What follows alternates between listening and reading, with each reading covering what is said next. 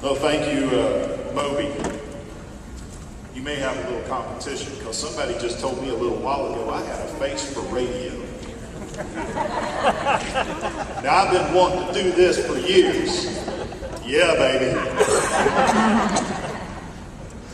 But I'll stick with what I believe God has led me to do, and that is to represent you in this great state of Georgia in the state Senate.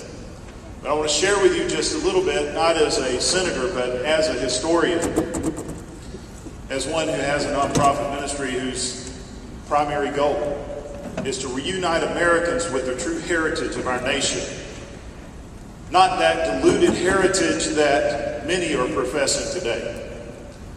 And I want to share with you a little bit about the significance of this day. And I may step on a few of your toes along the way, but sometimes the truth hurts. We, the people of the United States, in order to form a more perfect union, establish justice, ensure domestic tranquility, provide for the common defense, promote the general welfare, and ensure the blessings of liberty to ourselves and our posterity, do ordain and establish this Constitution of the United States of America. Those words are the preamble of the very document that we are here celebrating today.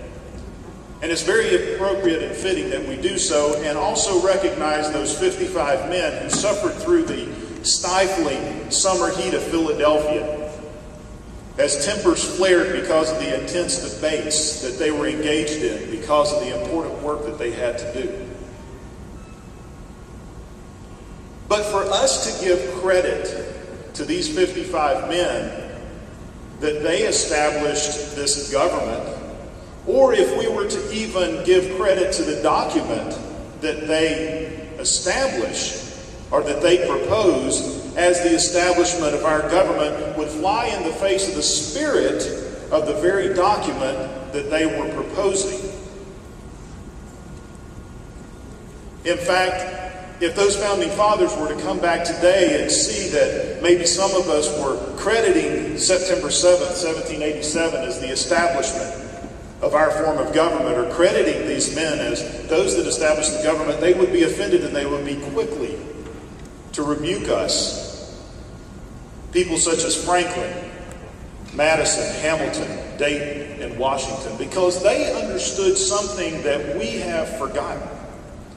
You see, when these 55 men gathered together, the document that they produced was merely a proposal.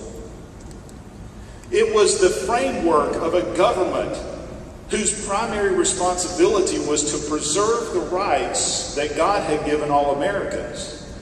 But the document that they passed and they signed on September the 17th was simply a proposal, because it wouldn't become effective until we, the people, agreed to it.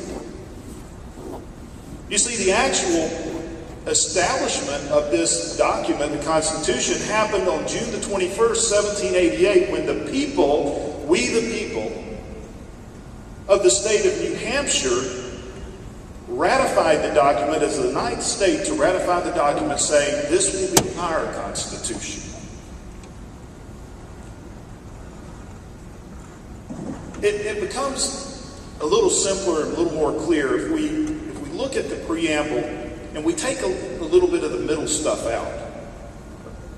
Let's look at it. We the people do ordain and establish this Constitution of the United States of America. You see, it was not those 55 founding fathers alone, or the framers of the Constitution, but they understood that this would not become the government of the greatest nation on the face of the earth until we, the people, established it.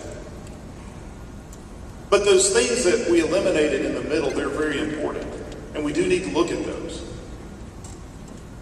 Because it was we, the people, not the convention or the delegates, that established this government, that put the limits on the power. It was we, the people, that understood that to form a more perfect union, that the power of this federal government should not be consolidated into one authority, but it should be split up among different branches. It was we, the people, that decided when we were trying to develop what branches of government that we should establish.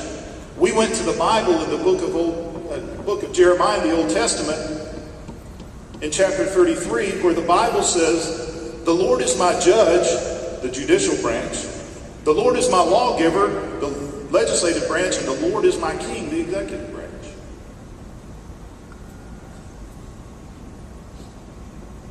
It is we, the people, not lawyers and not courts and not juries, that established justice. It was we, the people, not a department or an agency or a bureau, that decided to ensure domestic tranquility meant that the rights of the people must be defended and protected. It was we, the people, not a commander, a general, or an admiral, that determined that we should have a standing army to protect and provide for a common defense against foreign aggressors that would seek to take our liberties. It was we, the people, not a commission, authority, nor a chamber of commerce, that directed Congress that they should promote free market principles to establish an environment of economic freedom so that the general welfare of everyone could be attained in this country.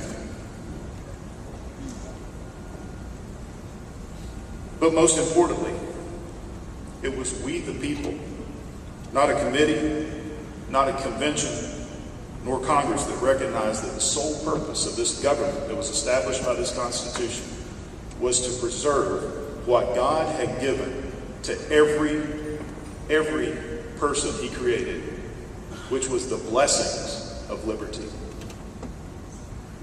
The words that followed that, to preserve the blessings of liberty to ourselves and our posterity, means that these Americans, that first generation of we the people, established this Constitution not just to preserve their own liberties, but to preserve the liberties of future generations of we the people. But they also knew that if we're going to protect these liberties that they fought and they died for, that future generations of we the people, those of us today, must dedicate ourselves to preserving and understanding and defending that document that they left us. It has always been about we the people. They entrusted us to ensure that the powers, the limits on those powers given to that federal government were controlled by us. You see, the Constitution was developed by we the people so that we can control the government, not that the government would control us.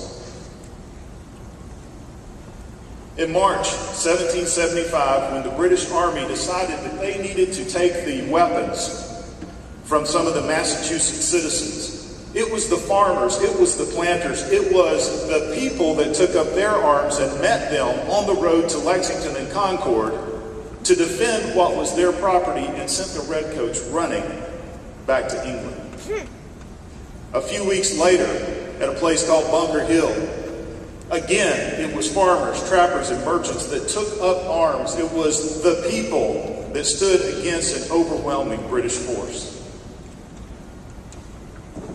A few years later, when a British officer by the name of Major Patrick Ferguson set out on a mission to ravage the farms and burn the homes of patriot settlers living in the mountains of North Carolina and Virginia, that these settlers and these patriots took up their arms, crossed the rugged Appalachian Mountains, and joined with neighbors from Georgia and Virginia, met Major Ferguson on the battlefield of Kings Mountain and defeated his army, protecting their property.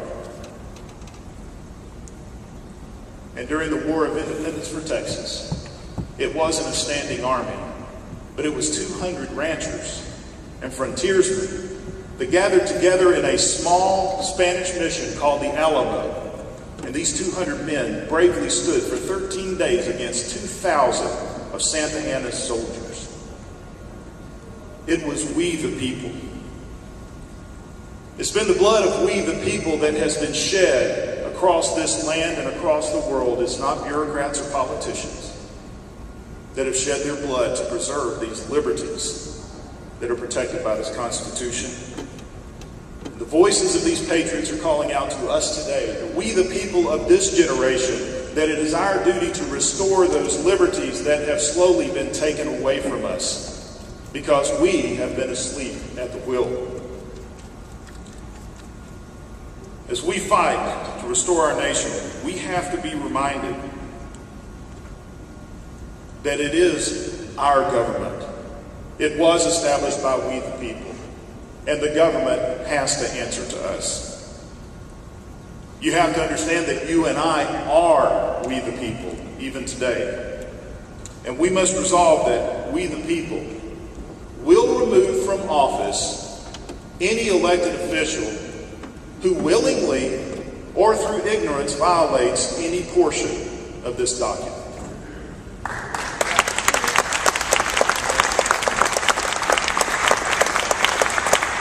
We must remember that God is the giver of our rights. These rights are unalienable, which means that they cannot be taken, they cannot be transferred, nor can they be denied. And that the sole purpose of the government of we the people is to protect these rights. These rights are given by God to we the people, not to government. We do not fight against any person, any party, or any office, but we fight against an ideology. An ideology that has permeated many levels of our government, an ideology that was strange and opposed by our very founding fathers. But because it is a government of we the people, and we today are celebrating a government that was established by a first generation of we the people, and now fifth and sixth generations of we the people later, we have been given the responsibility to defend and restore what they fought and died for. So, I challenge you. From the White House to the State House, we need to make it be known, and we need to state it loud and clear, that we the people will move any mountain, we will fight any battle, and we will suffer any hardship to preserve and protect our rights and ensure that our government lives within the constraints of this Constitution. We are here, beginning today, to take a stand. It must begin today, and it must begin right now, to take our government back. It's going to be a difficult task, and the road is going to be long, and it's going to be rough, but we must endure. Not just to restore the blessings of liberty to ourselves, but to our posterity, which is the future generations of we the people, our children.